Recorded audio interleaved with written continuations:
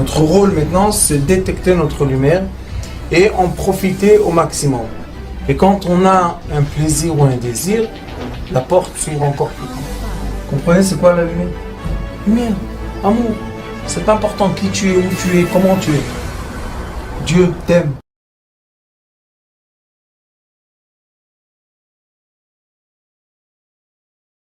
Ce serait bien qu'avant Pourim, on prépare un peu Pourim dans notre conscience.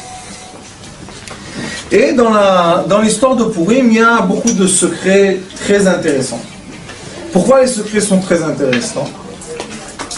Parce que ce sont deux fêtes, Pourim et Hanouka, que ces fêtes-là veulent dire, il est écrit dans les livres, et après que le Mashiach viendra, et le troisième temple sera en place, le Zohar Kadosh dit, Parashat Vayera, qu'en effet le temple de Shlomo HaMelech ne s'est jamais détruit, et le Zohar Kadosh Parashat Vayera dit que le troisième temple sera quoi? Il y aura un tremblement de terre qui ne pourra pas bouger les pierres du roi Salomon, mais d'un autre côté va enlever toute la poussière qui est sur ce temple, et il y aura la lumière du temple céleste qui va descendre sur le temple terrestre, et ça sera le troisième temple. C'est ce qui est écrit dans les livres sacrés.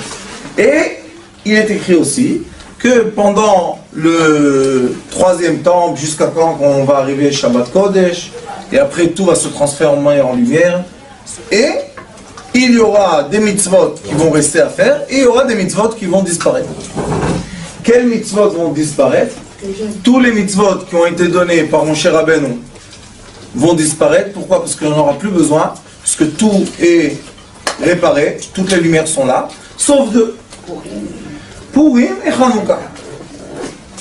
On va se poser la question, qu'est-ce qu'il y a? Pourim et Hanouka, qu'est-ce qui s'est passé? Ça, tu vas nous obliger à continuer à pratiquer? Oui. Et pourquoi? Parce que Pourim et Hanouka, ce sont deux fêtes qui ont été créées par l'être. On n'a jamais entendu, ni dans la Megillah, il n'y a pas le nom d'Akadosh Baruch Hu dans la Megillah, et il n'y a pas le nom de Elohim, et on n'a pas vu dans la Megillah que Mordechai Yehudi dit Dieu m'a parlé. Tous les prophètes, tous les tzadikim qu'on a eus, tous ont dit Dieu m'a parlé. Cette fois-ci, non. Et avec le Matityahu à Maccabi, la même chose. Matityahu à Maccabi, il s'est réveillé, il a dit c'est pas possible qu'on soit comme ça, l'assimilation, tout ce qui s'est passé dans le peuple d'Israël. Il a décidé de se réveiller, et quand il s'est réveillé, il a fait une révolution, et c'était la révolution de quoi? De l'être humain. Mais, comme nous, Baruch Hashem, nous sommes ensemble assez de temps, et on sait qu'en effet, rien qui se passe dans l'être humain terrestre ne peut se passer s'il n'y a pas une illumination céleste. Si Akadosh Baruch Hu ne met pas dans la tête d'une personne une pensée, comment la personne pense? Et on en a parlé beaucoup, c'est très intéressant et très profond. On peut, si on veut, si on sait, on peut monter notre conscience à quoi? Aux lumières qui nous entourent. On peut être avant le cerveau. Notre cerveau, c'est la fin du processus. Il y a des lumières célestes, immenses, qui commencent à descendre vers la terre, et à la fin, un être humain, hop, ça veut dire qu'une personne reçoit une illumination, et si on est à l'écoute, ce qu'on va faire est béni. Pourquoi ce qu'on va faire est béni? Parce qu'on est à l'écoute de la volonté divine. C'est pas comme moi, je m'assois à la maison, je me dis, bon, qu'est-ce que je vais faire? Je vais faire comme ça? Ah, je sais pas tellement. Je vais faire comme ça? Ah, je sais pas. Ça, c'est les doutes. Vous savez, dans ce monde physique, il y a des doutes. On a toujours le oui, on a toujours le non. C'est normal. On est des êtres humains. Mais quand on reçoit le message céleste, c'est clair, c'est propre, c'est net. Il n'y a pas de questions, il n'y a rien du tout qui va se passer. Et Baruch Hashem, on voit que les gens qui visionnent, ces gens-là, est-ce qu'ils peuvent dire « je visionne » Non. Est-ce qu'il y en a un dans le monde qui a l'orgueil de dire je? Plus ils grandissent, et plus ils se disent je suis rien du tout. Vous savez, les grands tycoons, on les appelle les grands riches et tout. Vous savez, ils font passer dans leurs mains des milliards. Tu lui dis, comment tu fais? Je sais pas, la vérité. Et alors ils ont fait dans les universités une étude. Comment tu es devenu riche? Question, non? Tout le monde m'ont dit 95% de chance, 5% de sechel. Et si j'aurais pu jeter les 5% de sechel, je serais devenu encore plus riche. Pourquoi? Parce que chaque fois que je me suis mêlé avec mon cerveau, j'ai perdu. Ça veut dire qu'il y a une existence, qu'on peut la prouver, qui est céleste, qui illumine le chemin de l'être humain. Et chacun son rôle. Il y a quelqu'un qui doit être le premier. Mordechai Ayoudi a fait contraire au roi beaucoup de choses. Il était assis par terre devant le palais. Il ne s'est jamais devant Aman. Il est sorti dans la rue, il est habillé en jude. Pourquoi? Pour avoir le deuil du malheur. Il a dit au tout peuple d'Israël, venez, on va faire le jeûne. Quel jour? Pessah. Les sages lui ont dit, tu transgresses la Torah. Vous savez qu'est-ce qu'il a eu, Mordechai Yehudi? Nous, on lit la Megillah, on dit, allez, c'est une phrase. Mais chez Mordechai Yehudi, vous savez, quand il a dit, faites le jeûne, Tsumon Alay, on va jeûner 3 jours, le deuxième jour était la Sed. Comment Mordechai Yehudi, pour une raison qu'on ne va pas dire qui est céleste, en parenthèse, tu transgresses une mitzvah de la Torah, manger la matzah, c'est une mitzvah de la Torah. Qui t'a donné la force de transgresser une mitzvah de la Torah? C'est une grande question, ça. Mordechai Yehudi a dit, on est dans un moment très difficile, tout est permis. C'est pour ça qu'à la fin de la Megillah, si vous allez voir, il est écrit Veratzoy le rov echav. Il a été accepté par la majorité du peuple d'Israël, mais pas par tout le peuple d'Israël. Pourquoi? Qui était contre lui? Le Midrash nous dit, les sages. Les sages de la période lui ont dit, qu'est-ce que c'est cette histoire? Tu vas jeûner? Mais avec qui tu jeûnes? Vous savez qu'est-ce qu'il a ramassé, Mordechai? Tout ce qu'il y avait dans la rue, des gens, des petits dés, il les a ramassés tous. Pourquoi tu ne prends pas des grands sages? Parce qu'il a dit, c'est le peuple d'Israël qui est maintenant en danger. Exactement comme aujourd'hui. On est dans la même période. Il y a des rabbins, je préfère les nommer des bergers, qui disent que le peuple d'Israël est maintenant dans une sakana, dans un danger, et il faut descendre en bas dans les rues, et chercher les enfants d'Israël, Akadosh Baruch Hu, languit ses enfants. Ceux qui sont dans les Beth Midrash, tzadikim et tout, très bien, bravo, vous avez fait le travail. Mais ceux qui sont loin, il les veut, il les cherche à eux. Mais quel est le secret? Le secret est que quand on va là-bas, le miroir change. Tchic. Et ce secret de miroir, on a beaucoup parlé de ça ici quand on a dit qu'il y a un monde qui s'appelle Asiya et il y a un monde qui s'appelle Yetzira. Nous vivons dans 2 dimensions qui sont parallèles tout le temps. Il y a une dimension qui est action, Asiya, tout ce qui est matériel, mais collé à nous, à l'envers, comme un miroir. Il y a une autre dimension qui s'appelle Yetzira. C'est quoi Yetzira? L'esprit de l'être. L'esprit de l'être n'est pas obligatoirement l'être qu'on voit. Une personne est assise maintenant avec nous, on dit le cours, tout est très bien, on parle de Purim. Mais elle a un souci en Amérique. Où elle est maintenant? En Amérique. Elle est en Amérique. Est-ce qu'elle vit dans un monde parallèle ou pas? En fait, c'est son esprit qui est ailleurs. Très bien. Donc vous dites son esprit. On dit son corps. Il y a quelque chose qui lie les deux. Tu es et tu es. Et grâce à ce monde parallèle qui est écrit d'une façon très claire dans le Zohar HaKadosh Parashat Pekudei, à la fin de Parashat Pekudei, qu'en effet le Zohar HaKadosh veut expliquer qu'il y a des royaumes célestes, 7 attributs célestes magnifiques d'amour, et il dit, sachez qu'il y a contre ou en parallèle, il y a 7 royaumes terrestres que nous on appelle malheureusement le mot Gehenom, l'enfer. Ce mot enfer ne veut pas dire ce qu'on pense. Il veut dire qu'il y a une existence terrestre qui est dans l'action de l'être, dans notre vie. La preuve que on perd du poids, on coupe les cheveux, on coupe les ongles, on rentre dans l'âme, on coupe pas l'âme, on coiffe pas l'âme, on n'habille pas l'âme. L'âme est tout le temps comme ça. Mais nous, notre corps, tout le temps il use, tout le temps il y a des cellules qui tombent. Ça s'appelle le monde terrestre. Le monde terrestre est le monde de Asiya, de l'action. Qu'est-ce qu'il faut savoir faire? Le travail qu'on doit faire, il est d'un travail de l'esprit et du corps. Mettre l'esprit et le corps en accord. Veut dire, mon corps représente mon esprit. Combien de personnes il y a que vous connaissez autour de vous qui se déguisent tous les jours à quelqu'un d'autre? Si, il y en a plein. Il y en a plein. Pourquoi aujourd'hui tu fais les cheveux comme ça, après tu fais les cheveux comme ça, après tu mets la perruque, après tu mets le kissouage, après tu mets... Qu'est-ce qu'il y a? Sois stable dans ta vision. Mais la personne se lève le matin. Non, j'aime pas. Qu'est-ce que tu n'aimes pas? Cheveux noirs et tout. Je vais faire blond. Allez, elle va à la coiffeur, blond. Elle vient à la maison, comme ça blond. Elle tape à la porte. Surprise! Son mari, le pauvre, il s'évanouit. Qu'est-ce qu'il y a? J'ai pas payé la location. Qu'est-ce que c'est? Elle dit Jojo, c'est moi, Yvette. Tu sais, je connais Yvette. Le pauvre, il reçoit un choc électrique. Mais après, il s'habitue. Oh, il s'est habitué, blond comme ça. Qu'est-ce qu'il va faire, le pauvre? Après, elle prend le tour, là. Elle fait les cheveux courts comme ça. Betterave. Vous connaissez ça? Betterave. Foncé. Elle tape à la porte.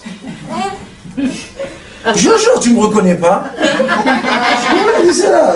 Madame, c'est en bas, là, c'est pas sur moi. Elle est où, ma blonde? Elle est plus blonde. Maintenant, elle est rasée, betterave. On rigole, mais vous savez, ça montre que la personne n'est pas elle-même. Maintenant, on rentre dans les Écritures et on cherche. C'est pas qu'on cherche parce qu'on sait qu'est-ce qu'on va trouver, parce que ça, c'est de l'orgueil. Mais on étudie, on va dire, avec la tête un peu plus ouverte. Et on voit qu'il y a dans la Mishnah quelque chose qui est très intéressant. C'est un débat de halakha très long qui veut poser la question. Comme on ne dit pas, on ne lit pas la Megillah tous le même jour, de nos jours, Jérusalem, on va lire le 15, et nous on va lire le 14. Si je suis à Jérusalem le 13, et le 14 je dois lire à Bnei Brak, le 15 ils lisent à Jérusalem. Mais, pour une raison ou pour une autre, je me suis dit, je prends l'hôtel à Jérusalem et on reste dormir ici. Est-ce que maintenant je suis quelqu'un qui a les lois de Jérusalem sur lui, ou bien j'ai les lois de Bnei Brak et je lis à Jérusalem le 14 et non pas le 15. Si j'ai décidé de dormir là-bas, ça veut dire que j'ai fait Keva, j'ai fixé. Donc les lois de l'endroit, c'est les lois qui vont travailler sur moi. Très bien. Et si je suis quelqu'un de Jérusalem qui s'est coincé le 13 à Bnei Brak, et maintenant il y a la neige à Jérusalem, il ne peut pas aller chez lui. Quand est-ce qu'il doit dire la Megillah à Bnei Brak? Le 14 ou le 15? Le 14. Parce que maintenant il dit comme ceux de Bnei Brak. Comme moi j'ai dû lire le 15 là-bas, lui il doit lire le 14 ici. Mais c'est un débat très beau. Mais dans ce grand débat qui est très intéressant, est-ce qu'il y a le secret que je vous ai dit tout à l'heure? Le monde parallèle. Comment vous dites? Le dédoublement. Le dédoublement. Regardez une chose très intéressante. Kfarim ve'ayarot. Alors on a ici deux mots principaux qui sont Kfarim, c'est les villages, et Ayarot, ce sont les villes. Mais la Mishnah nous décrit, c'est quoi une ville, c'est quoi un village? Kfar, on écrit Chaf, Pei, Resh. Kfar. Ir, on écrit Ain, Yud, Resh. On a deux Resh, Kfar et Ir, on a le Resh et le Resh, d'accord? Ce sont les mêmes. Et après, on va enlever les lettres qui sont en trop. Qu'est-ce qu'on fait? Dans le mot Kfar, il y a le mot Par, Ron, Pei, Veresh. Et dans le mot Ir, il y a Ain, Yud, Resh. Quelle est la lettre qui vient après Ain? Ain. Pei. Rajouter à 70, 10, le Yud. Ir devient quoi? Par. Par. En effet, ce qui se passe, après qu'on va faire le compte ensemble, ce qui se passe, c'est que le Kfar et le Ir sont les mêmes. Puisqu'on a reçu le mot par. S'ils sont les mêmes, pourquoi tu me dis Ir, c'est un endroit qu'il y a 10 Talmidei Chachamim qui étudient, et Kfar, c'est un endroit où il n'y a pas 10 Talmidei Chachamim qui étudient. Donc dans le Ir, Ain, Yud, Resh, il y a la Shechina, puisqu'il y a 10 Talmidei Chachamim. Dans le Kfar, il n'y a pas la Shechina, puisqu'il n'y a pas les 10 Talmidei Chachamim. Alors on dit en hébreu, celui qui ne croit pas en Dieu, comment on l'appelle? Kofer, kafar, kfar. Kfar, kofer. C'est pas kofer, chas v'shalom, on va pas l'insulter. Mais il est dans un endroit qui ne représente pas à la première vision, qui ne représente pas la Shechina, mais ça c'est en première vision, comme ça. Mais quand on commence à chercher dans les lettres, on voit une chose très intéressante. Je ne viens pas dire chas v'shalom que c'est ça, mais juste en première vision, on va dans un kibbutz et on ne voit pas ni synagogue ni rien du tout. Qu'est-ce qu'on dit? Kofri. Non. On ne sait rien du tout. On ne sait rien du tout. Qu'est-ce que tu sais, ces gens-là? Qu'est-ce qu'ils font? Qu'est-ce qu'ils font pas? Qu'est-ce qui se passe? On ne sait rien du tout. Imaginez-vous que dans ce kibbutz, il y a une usine qui fait la pharmacie, qui crée des médicaments et qui sauve la vie de millions de gens dans le monde. Qu'est-ce qu'on sait? On ne sait rien du tout. Mais en première vision, on voit ce qu'on voit. Top. Nous disent le sage, Al tistakel bakankan, regarde jamais ce qui est extérieur. Et la main chez Betocho, regarde ce qui est intérieur. Toda. Alors au lieu de juger les gens, qu'est-ce qu'on fait? On observe. Parle avec lui un peu, tu vas voir. Les gens avec des tatouages, avec des piercings, avec tout ce que tu veux, c'est des anges. Quand je vous dis des anges, des anges. Quand on a besoin d'aider aux parents, c'est les premiers qui viennent. Alors pourquoi tu as tout le piercing et tout? On comprend rien, on se tait, c'est tout. Kfar et Ir, c'est par et par. Par. Maintenant regardez comme c'est magnifique. Il est écrit que Yom Kippourim, il veut ressembler à Purim. Kippourim. Je me suis posé la question, vous comprenez? Kippourim, Purim. Je me suis dit, pourquoi il veut le ressembler? Dans quoi il se ressemble? Dans le mot Purim, il n'y a pas Purim, pas Eresh, non? Vous comprenez? Dans le mot Purim, il y a pas Eresh. Dans le mot Kippourim, il y a Kfar. Parce que le Kfar, Qu'est-ce qui s'est passé? Est-ce que Kippourim est devenu le quoi? Le village, Kfar, et Purim est quoi? Par, et la ville. Qui est plus important que qui? La ville. Il y a les 10 sages. Alors on voit que les miroirs jouent. Une fois tu vois quelque chose d'important, hop, il devient moins important. Tu le bouges encore une fois, il devient plus important. Le par fait bouger les choses.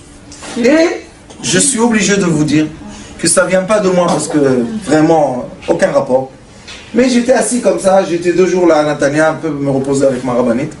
Et j'ai dit à Kadosh Baruch Hu, qu'est-ce que tu veux chez nous? Après, avant que je vous dise le secret que vous avez tous très heureux, et après, dans la Mishnah, on trouve, encore une fois, Pav. C'est quoi Pav? En ben Kohen Mashuach Beshem El Mishra Le Meroube Bgadim Ela Pav. C'est quoi Pav? Il est écrit Ela Pav. C'est quoi un Pav, vous savez? Un veau. Le veau, on l'a emmené sacrifice au Beth Amikdash. Alors on voit tout d'un coup quelque chose de très intéressant. Le mot Pav représente le veau qui représente le sacrifice. Maintenant, on va refaire le compte en arrière. On a dit Kfar et Ir. Qui est plus important? Le Ir. Kfar et Kepa. Là-bas, dans le Kfar, Kapara, vous savez c'est quoi Kapara? Oui. Faire la Kapara, c'est comme une Kapara. Pourquoi? Parce qu'il n'y a pas la Shrina, il n'y a pas 10. Aval Bahir, Yesh. Qu'est-ce qu'ils peuvent emmener? Pas. Ils peuvent emmener le sacrifice. Très bien. Purim, qu'est Purim? Purim, on n'a pas, comme Ir. Beki Purim, on a Kfar. Kaper, c'est le jour que Akadosh Baruch Hu nous épargne de tout. Yechaper alechem mikol chatotechem lifnei Hashem titaru. C'est quoi le sacrifice? Quand quelqu'un était encombré, on va dire en japonais, Ramma, il n'en pouvait plus le pauvre, c'était trop lourd. Il va au Beth Amikdash, chez le Kohen. Et le Kohen, il emmène le sacrifice. Et la personne, elle est contente, tout le monde était très relaxé, très bien, bon coche. Donc ce par-là, ce veau, a une signification. Maintenant, le cadeau des cadeaux que j'ai reçus. Ceux qui écrivent, écrivez bien, vous allez voir quelque chose de beau. Par, c'est comme ça. En petites lettres, Reish, en hébreu c'est 200. D'accord? Reish c'est 200. En petites lettres, 2. Le Pei, en hébreu 80. En petites lettres, 8. 8 et 2, 10. Aleph, Echad. Maintenant, on va remettre les lettres en place. Ça, ma tante, c'est la façon des djerbiens anciens d'enseigner la Torah avec du sucre et du miel. Vous prenez le Aleph, comme je vous ai dit, Yud c'est 1 en petite. Yud c'est 10, en petite lettre c'est 1. Quand on fait les chiffres et les lettres en hébreu, on a les grands chiffres, les moyens et les petits. On a les 1000, on a les 10 000, les millions, mais quand on veut comprendre la signification du point de la lumière, on rapetissait les lettres jusqu'à quand on arrive à une lettre qui signifie un chiffre. Si on aurait arrivé à 40, on aurait dit 4. Mais on est arrivé, pas par hasard, à Yud 1. Yud c'est 10. Enlever un 0, 1. Maintenant regardez, je prends les lettres. Pei, Reish, Aleph. Et je fais comme ça. Reish, Pei, Aleph. C'est quoi?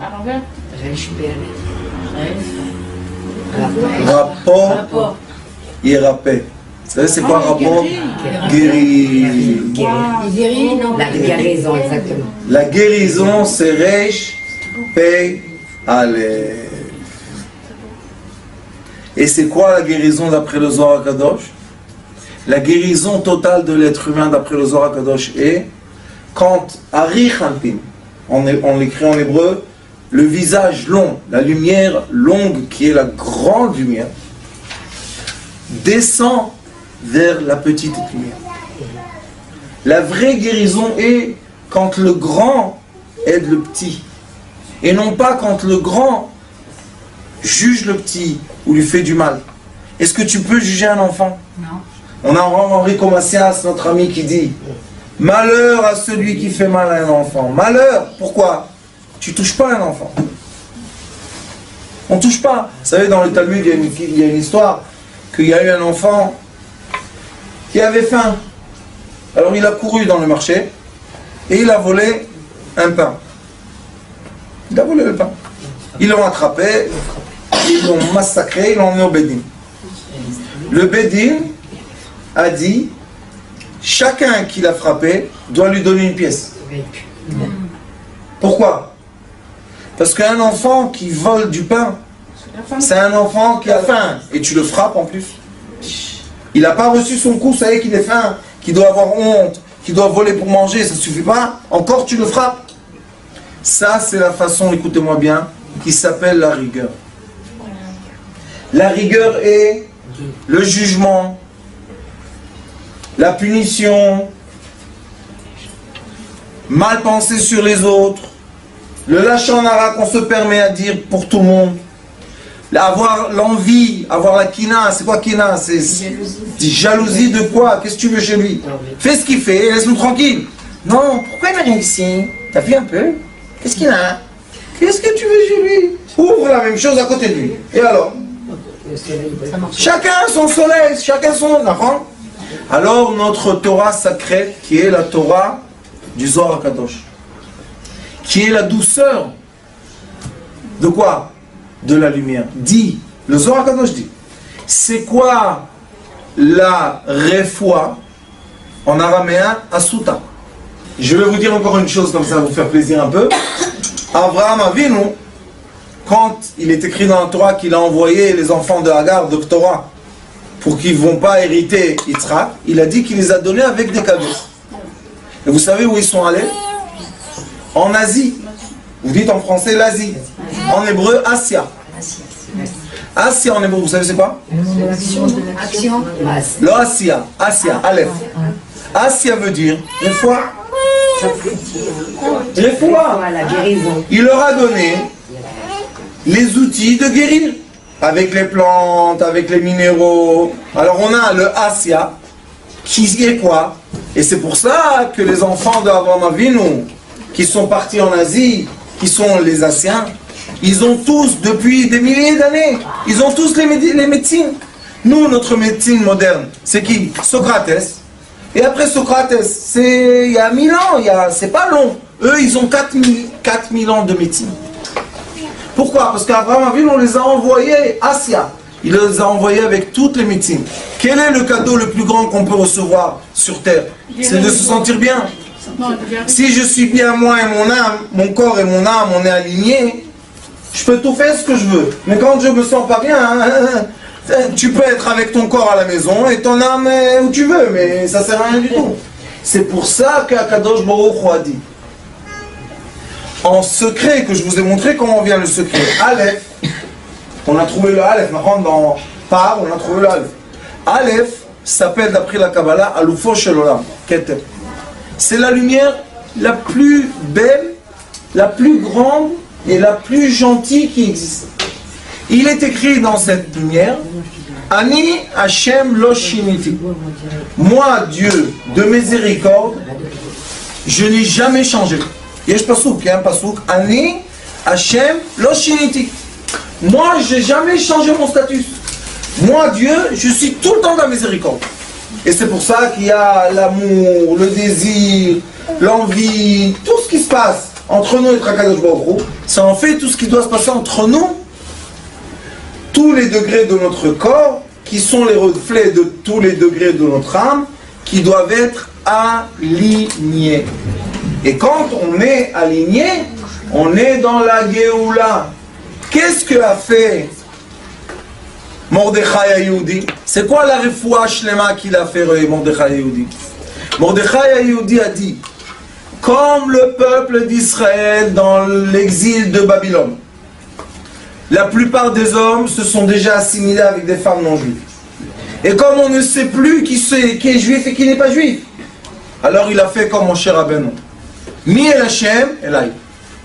Qui veut le peuple d'Israël? Les gens sont venus. Il est écrit dans la Mishnah, Asoufi, Azouvi, plein de noms comme ça, on ne sait pas qui c'est. Celui-là, il s'est passé qui son père. Parce qu'avant, vous savez, les enfants orphelins, ils étaient dans le marché, dans les chouks. Tu pouvais le prendre du chouk et c'est tout, il est à toi. Alors il les a ramassés tous, Mordechai Ayoudi, et il a dit, le peuple d'Israël, malgré que c'est maintenant Pessah, et c'est aujourd'hui Yudal et Benissan, comme on est en danger, et bien le danger réel qui s'impose sur le monde de l'action doit être traité premier. Et maintenant, on ne va pas avoir tous des ailes comme ça, on va dire qu'on est des anges. Parce que, Chas de Shalom Aman Aracha, ça y est, il a envoyé la lettre à tout le monde. Et Chas de Shalom, le peuple d'Israël, il avait la permission d'exterminer le peuple d'Israël. Et qu'est-ce qu'il a été écrit, vous savez? Zarak et Tapou. C'est quoi Pou? Par. Mais dans le par, le Aleph, Rafo, c'est quel Rafo celui-là? Avec un Vav. On a un Rafo avec sans Vav et on a avec un Vav. Quand c'est avec un Vav, le Vav, c'est la lettre qui unit De coordination. entre les deux mots. On a un He en bas et un He en haut dans le nom de Dieu. Comment on a? Oti ou Dote, Ot Vav, Ote. Et notre travail, c'est toujours de relier le monde du He en bas au He en haut. C'est tout le travail qu'on a à faire. Comment on le fait? Par le Vav. C'est quoi le Vav? Tzadik. C'est qui le Tzadik? Mordechai HaYehudi. Ah, Mordechai HaYehudi, t'étais pas accepté par tous tes frères, les grands sages du Sanhedrin? Oui, c'est vrai. Mais Mordechai HaYehudi a réussi. Parce qu'il est descendu en bas vers le peuple d'Israël. Il a réussi à faire quoi? Rafo. Il a réussi à tirer le Aleph d'en haut, la lumière, en bas, jusqu'au peuple d'Israël. Et voilà la Géoula qui est venue. Et s'il est écrit que pendant Purim, on a reçu la Torah par amour et non pas par force. Parce que quand on était au mont Sinaï, il est écrit que la Torah était imposée sur le peuple d'Israël. Mais Akadosh Baruch Hu a attendu que le peuple d'Israël aime la Torah, veut Akadosh Baruch Hu, par amour, par union, non pas imposée. Quand est-ce que ça s'est passé? Kiblu, Vekimu alem haYehudim. Les Juifs ont dit oui, on te veut Akadosh Baruch Hu. Ça, c'est la Géoula Shlema. La Géoula Shlema, c'est quand les bergers du peuple d'Israël arrivent à tirer tellement de miséricorde sur le peuple d'Israël que le peuple d'Israël commence à recevoir quoi? La guérison. Refoua. Rafo ye rafé. Akadosh Baruch Hu rotse refoua. Dieu veut qu'on soit saint. C'est quoi être saint? Le corps et l'âme alignés. Ça veut dire que Purim, la mitzvah de Purim, vous savez c'est quoi? La Megillah, on va dire que c'est spirituel. Mishloach manot, matériel, va'avta l'cha kamocha. Matanot la'evyonim, tzedaka tatzil memavet. Ve'mishte, buvez, mangez, soyez heureux. Ça, c'est quoi? La Géoula. Et c'est pour ça que Kippour, qui est le jour du pardon, ressemble un peu à Purim, qui est le jour de quoi? De l'amour. Et recevoir la Torah par amour de soi-même, de notre prochain et d'Akadosh Baruch Hu. Comment de soi-même? Mishloach manot ish l'reu. Pourquoi tu me dis ish l'reu? Ça veut dire que toi tu dois donner et tu dois aussi recevoir. Il y a une halakha, celui qui est malheureusement en deuil, on n'a pas le droit de lui envoyer Mishloach manot. Ça veut dire qu'on voit que la personne, une des mitzvot, c'est recevoir le Mishloach manot. Je reçois. Tzedaka. Lama lo katuv tzedaka ish l'reu. Pourquoi? Parce que la tzedaka, tu ne veux pas recevoir de la tzedaka. On veut être ceux qui donnent, pas ceux qui reçoivent. Alors c'est Ve'avta bishvilo. Aime ton prochain, aide-le sans vouloir recevoir. Le premier, Mishloach manot, je veux recevoir. Le deuxième, tzedaka, je veux rien recevoir. Et après, mishte. Vous savez qu'est-ce qu'il a écrit dans le mishte? Le mishte, il est écrit que les portes doivent être ouvertes. Et ceux qui veulent, ils rentrent. Ils boivent avec toi du vin, ils mangent avec toi de la viande, et ils sont heureux. Pourquoi la maison n'est pas fermée? On a peur qu'ils rentrent les gens qui sont sous le... Ouvre tout. Pourquoi? Shani po en simcha ela bebasar veyain ve simcha ze ashrat ashchina. Quand la Shrina est dans la maison, tu n'as rien à craindre. N'aie pas peur. Rien ne peut se passer. Quand la Shrina n'est pas dans la maison, c'est dangereux. C'est pour ça que vous allez voir que les vrais bergers du peuple d'Israël, ils sont très ouverts avec tout le monde. Mais dans leur maison, il y a une shrina très forte. Pourquoi ils sont obligés de faire comme ça? Parce que si quelqu'un, chas v'shalom, dans sa maison, il fait des bêtises, alors la shrina, elle ne va pas être chez lui. Si la shrina ne va pas être chez lui, comment il va faire entrer les gens? Il ne peut pas faire entrer les gens. Alors c'est pour ça qu'on est obligé, Rafo, c'est quoi Rafo? Tu dois tirer dans ta maison, sur ta femme, sur tes enfants, sur ton mari, quoi? La miséricorde. Tu es obligé dans ta maison d'éduquer avec l'amour, faire attention à tes enfants, leur parler comme il faut, poliment, à tes enfants poliment. Pourquoi? Tu vas leur parler poliment, ils vont te parler poliment. Tu vas les insulter, un jour ils vont t'insulter. D'accord? Et si dans ta maison, tu gardes le cadre de la Shrina, c'est pour ça que Mordechai Yehudi n'a pas eu peur. Parce que partout on l'appelle Mordechai Yehudi. Ça veut dire que lui, il a gardé les règles de la Shrina dans sa vie. D'accord? Alors il n'avait pas peur, ni de Hachverosh, ni de Haman, ni de personne. Mais quelqu'un qui n'a pas gardé les règles dans sa maison, il a toujours peur.